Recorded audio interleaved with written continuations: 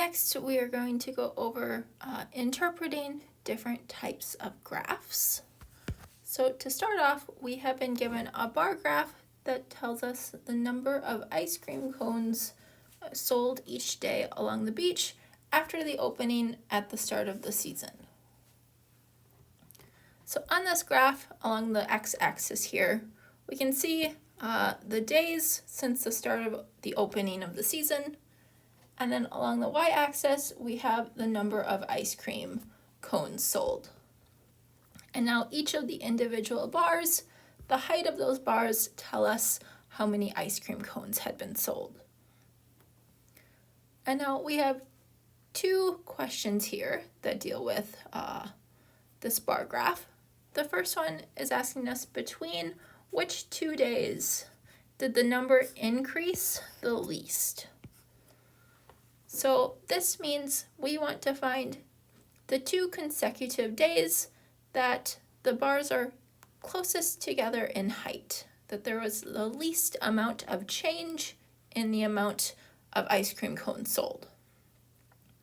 So if we look closely, we can see that between days 4 and 5, the bars of the height of the bars are closest together.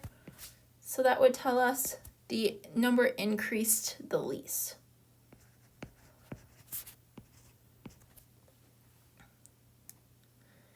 The next one we have between which 2 days did the number increase the most? So this means we are going to be looking for the 2 bars that there is the most change between the two.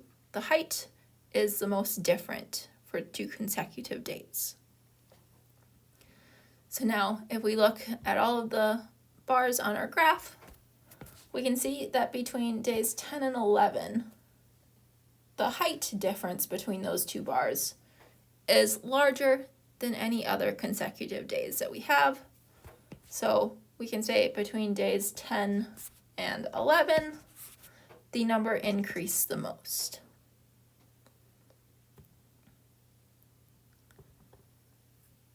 The next type of graph that we have here is a circle graph, and this one is telling us the blood distribution, the distribution of blood types in humans. So with circle graphs, the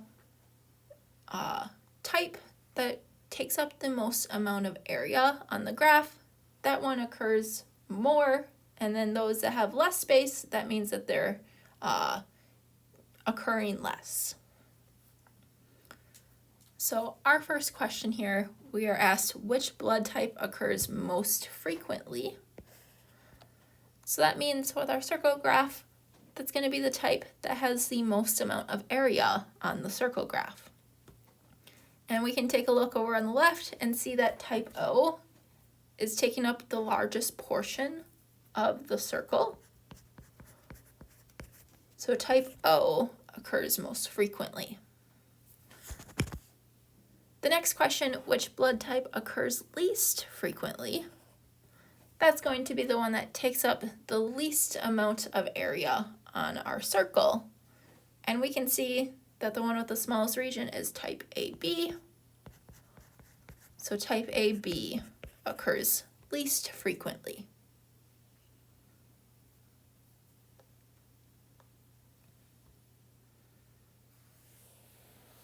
Okay.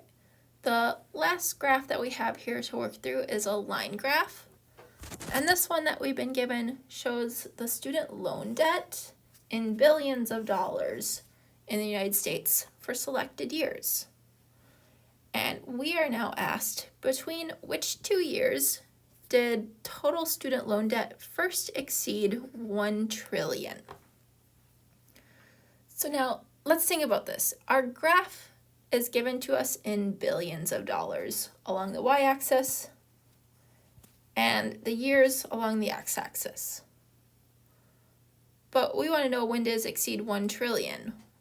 1 trillion is not in billions, so let's figure out how many billions 1 trillion would be.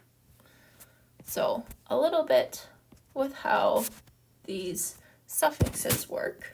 We have 1 trillion, that means it's a 1 with 12 zeros at the end. And when I take away those 12 zeros, that's when I can say it is trillion to give me the 1 trillion. However, billion means that there's 9 zeros. So if I take away the 9 zeros at the end, we're going to be left with the number 1,000 out front to tell us that 1 trillion is really the same thing as 1,000 billion. So now let's take a look at our graph to see when did the debt first exceed 1,000 billion. Well, we have 1,000 billion on our graph. We have 1,000. So now let's go over to figure out where it's crossing this at. It's at about there.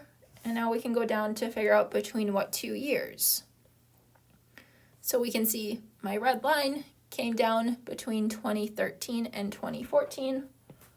So we could say that it exceeded 1 trillion between 2013 and 2014.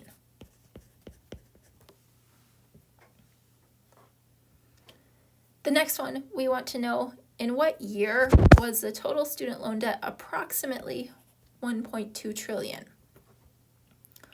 Well, similarly, just like how 1 trillion is 1,000 billion, 1.2 trillion is 1,200 billion. So we can go to 1,200 on our graph and figure out approximately what year that is going to be. And we can see that that lines up with being 2016. So in 2016, that was when the student loan debt was approximately 1.2 trillion.